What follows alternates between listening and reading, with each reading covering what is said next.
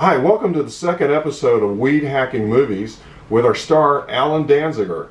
Alan, as you know, was the star of the 1974 original Texas Chainsaw Massacre, and we're here to recount a few more stories about that movie. As I recall, in our last episode, you gave it an 11 out of 10, one of your favorite movies, and the number one reason was because you're in it. You are correct. You are totally correct. So give us a little bit more feel about once the movie finished shooting, what kind of happened in post-production and some stories about the financing, things like that of the movie. Well, actually, what I think really happened in post-production is when that movie took place, because a lot of us thought the movie wouldn't come out when we were shooting it. I mean, they were changing scenes all the time. I think half the crew was stoned a good part of the time.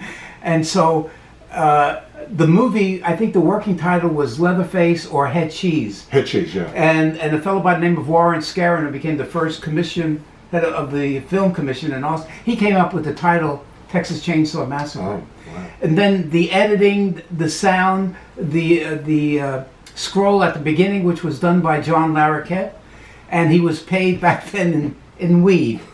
Just a little tidbit for you. And so, you know, when the movie comes out, you know, it starts climbing up the charts, you know, like with a bullet. I thought I had hit the brass ring, and I actually, because they couldn't pay us very much at all, we got like a percentage. So I thought, wow, this is going to be good. Sure. Well, after I got my first royalty check, I could go to McDonald's.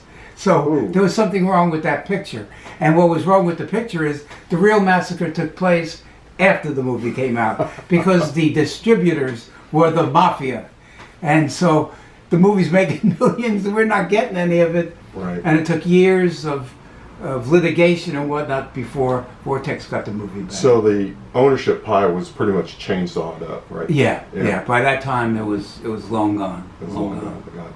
But every now and then you'll get some kind of royalty. Oh yeah, right? actually, yeah. As of the last few years, I've gotten some decent royalty checks. That's why you don't see me applying for food stamps right now. That's great. That's great.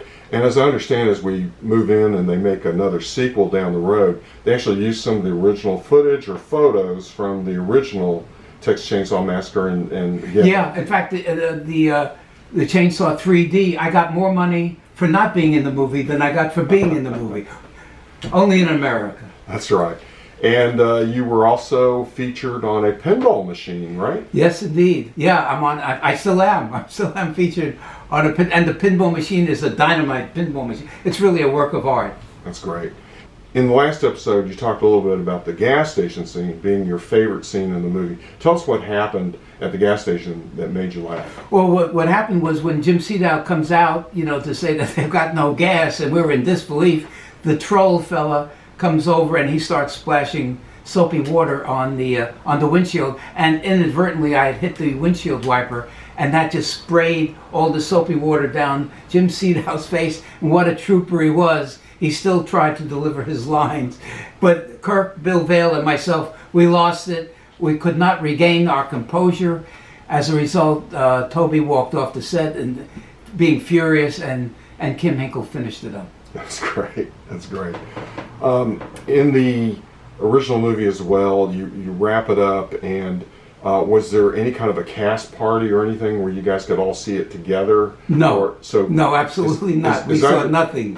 So as I understand it, you actually took your parents to see it. No. What happened when the movie came out, my parents, who were retired, which is the law, and living in Florida, in Hallandale, so when they heard that the movie was coming out, they went to see it with an aunt and uncle of mine, and it showed at a porno theater. And so it was I believe it was a double feature, and the second feature was Debbie Does Dialysis. There you go. And at the scene where I go into the house, my mother stands up in her native language, which was no language. She grunted, and she starts screaming for me not to go into that house. So much so that the ushers came and tried to escort her out of the theater. That's terrific. Alan, any other stories about Chainsaw you'd like to talk about? Just that in shooting that movie, I got to meet John Henry Falk, who was like a hero of mine. I listened to him in New York growing up on the Barry Gray show, and he was just such a delightful gentleman, and he had all these great stories. That alone was worth being on that set. Oh, nice. For meeting him. A wonderful guy. That's great. That's great. Did you ask for his autograph? Not then. I should have. But you give your autograph quite a bit these days, don't you? I don't necessarily give it. I mean, I sign for stuff and people pay for my autograph. What's some of the things that you'll sign or people will bring for you to sign? Well, they bring posters. They bring Leatherface. I've signed a couple of breasts in my time. Oh my God! Yeah, yeah. And a lot of people have tattoos, of Leatherface, and I think there's even one of me. So Wow. it's just, I can't tell you how exciting it is at this point in my life, as a geezer, to have people still want to, talk to me, find out about the movie, and ask questions. And now this year I'm busier than ever. Yeah. Going around talking about Chainsaw and our new movie, The WeedHacking Massacre. That's right. And last year you even went to Tokyo and London and a few other places. Yeah, and it's funny because wherever we went, people were just enthralled about the movie. And the neat thing is, as I told my stories, the translator would tell, and people laughed at the same place. So funny is funny. That's great. And you're running into kids that know this movie inside and out. Yeah, and that's troubling, to be honest with you. That's great. That's great. Well, that wraps up episode 2, and we'll be back shortly with another episode of Weed Hacking Movies with our star Alan Danziger.